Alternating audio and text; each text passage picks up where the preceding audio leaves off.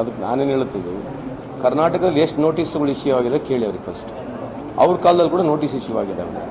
ವಫ್ಗೆ ಯಾವ ರೀತಿ ನೋಟಿಸ್ಗಳು ಇಶ್ಯೂ ಮಾಡ್ತಾರೆ, ಅದೇ ರೀತಿ ಮುಜರಾಯಿನೂ ಮಾಡ್ತಾರೆ, ಬಿಡಿದವರು ಮಾಡ್ತಾರೆ, ಕಾರ್ಪೊರೇಷನ್ ಮಾಡ್ತಾರೆ. ನಾವು ಈಗ ಅದರ ಬಗ್ಗೆ ಸ್ಪಷ್ಟೀಕರಣ ಕೂಡ ಮುಖ್ಯಮಂತ್ರಿ ಕೊಟ್ಟಾಗಿದೆ. ಏನು ಇಶ್ಯೂ ಏನು ಅದರದ್ದು? ಈಗ BJP ಮ್ಯಾನಿಫೆಸ್ಟೋ ಓದಿದಾರಂತ ಅವರು,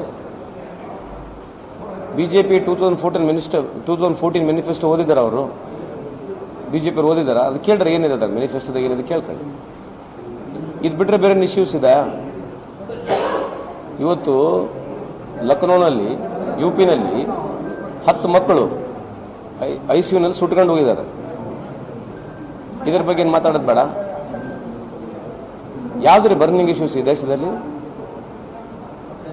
ಏನು ಬರ್ನಿಂಗ್ ಇಶ್ಯೂಸ್ ಏನಿದೆ ದೇಶದಲ್ಲಿ?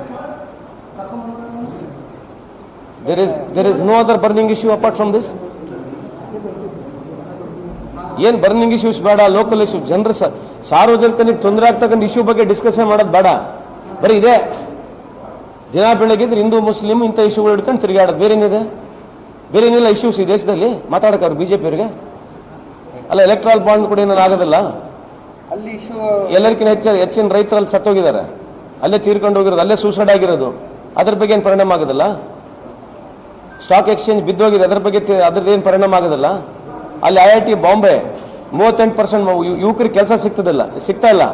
IIT ಮಡ್ರಾಸ್ 38% ಹುಡುಗರಿಗೆ ಕೆಲಸ ಸಿಗ್ತಲ್ಲ. ಇದ್ರ ಬಗ್ಗೆ ಏನು ಪರಿಣಾಮ ಮಾಡೋದು ಬೇಡ? ಬರೀ ಇಂಥವೇ ಮಾತಾಡೋದು, ಇನ್ನೇನೈತೆ? ಏನು ಸಾಧನೆ ಆಗೈತೆ ಏನು ಹೇಳೋದು ಬೇಡ, ಬರೀ ಕಾಂಟ್ರವರ್ಸಿನೇ ಮಾತನಾಡೋದು. 11 ವರ್ಷದಿಂದ ಏನು ಸಾಧನೆ ಅಲ್ಲಿ ಆಗಿಲ್ಲ, ಇವ್ರಿರೋ ರಾಜ್ಯಗಳಿಗೆ ಏನು ಸಾಧನೆ ಅಂತ ಅದ್ರ ಬಗ್ಗೆ ಎಲ್ಲ ಮಾತಾಡ್ತಾರ? ಬರೀ ಇದೇ ಚರ್ಚೆ. ಇನ್ನು ಎಷ್ಟು ವರ್ಷ ಹಿಂಗೆ ಹೋಗ್ಬೇಕಂತಂದ್ರೆ ಇವರು